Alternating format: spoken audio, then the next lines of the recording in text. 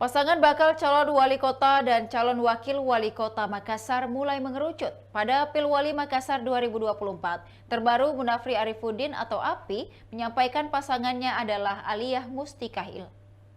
Pasangan bakal calon wali kota dan calon wakil wali kota Makassar mulai mengerucut. Pada Pilwali Makassar 2024, terbaru Munafri Arifuddin atau API menyampaikan pasangannya adalah Aliyah Mustika Ilham. Hal itu disampaikan di hadapan Ketua Umum Golkar Airlangga Hartarto pada Selasa 30 Juli 2024 malam. Lalu bagaimana membaca kekuatan pasangan ini usai mendapat dukungan dari Golkar?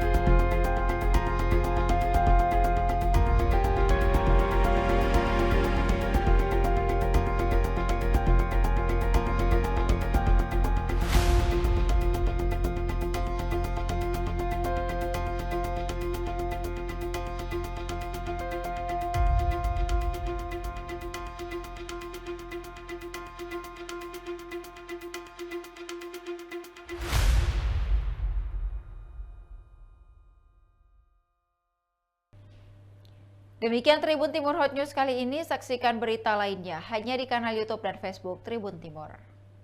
Download Tribun X sekarang, menghadirkan lokal menjadi Indonesia.